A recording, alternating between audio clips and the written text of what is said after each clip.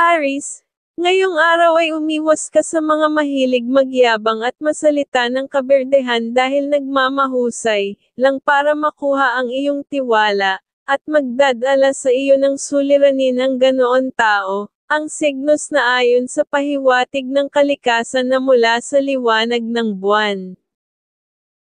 Taurus, ngayong araw maging alerto ka at huwag kang basta manahimik pag gusto mong magsalita, ay iyong gawin, kaysa magtiis ka sa mga tao na mahilig magbiro, pero gusto ka lang malamangan sa pagkakaperahan mainam wala ka ng kaibigan, ang signos na ayon sa pahiwatig ng kalikasan na mula sa mga bituin. Gemini, maging maingat ka sa pagkilos at paggawa ng desisyon, na mabilis para makaiwas ka sa suliranin, at umiwas ka sa pagbubuhat ng mabibibigat para makaiwas paghina ng kalusugan, ang signos na ayon sa pahiwatig ng kalikasan na mula sa liwanag ng buwan.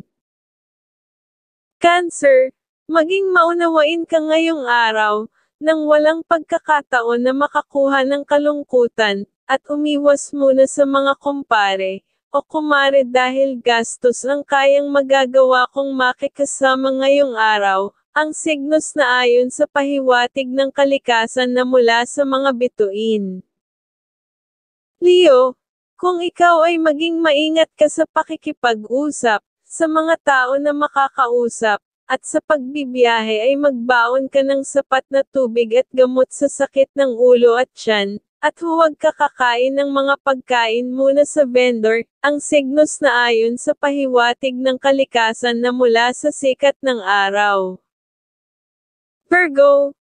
manigurado ka sa pagkilos lalo na sa pagmamadali, ng kilos sa paglalakad at pagbabuhat ng mabigat, at mag-ingat ka rin sa mga mababahong maamoy at magpapatuyo ng pawis sa likod, ang signos na ayon sa pahiwatig ng kalikasan na mula sa liwanag ng buwan.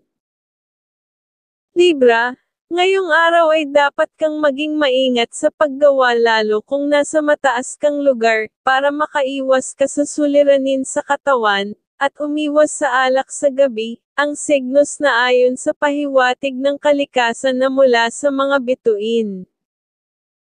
Scorpio,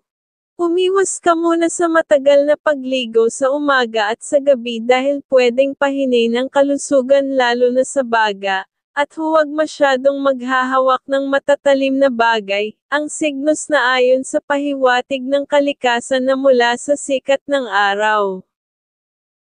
Sagittarius, maging maingat kapag kilos ng mabilis at pagbabuhat ng mabigat, at huwag ka muna magdadala ng magbagay na mabaho dahil pwede magbigay sa iyo ng suliranin. Ang signos na ayon sa pahiwatig ng kalikasan na mula sa mga bituin. Capricorn, dapat ay maging mahaba iyong ang pasensya ngayong araw, lalo na sa mga tsismis magbibigay sa iyo ng bad energy na magpapahina ng kalusugan, at umiwas ka sa mga usapang may kinalaman muna sa pera, ang signos na ayon sa pahiwatig ng kalikasan na mula sa liwanag ng buwan.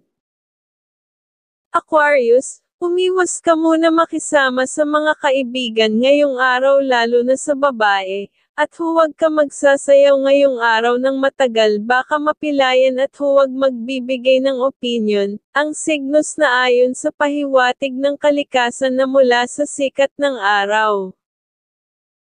Pisces, dapat kang maging maunawain ngayong araw lalo na sa minamahal, para makaiwasan sa pagkakagalit, at umiwas sa mga usapang tsismisan ngayong araw dahil baka makuhanan ka ng pera, ang signos na ayon sa pahiwatig ng kalikasan na mula sa mga bituin.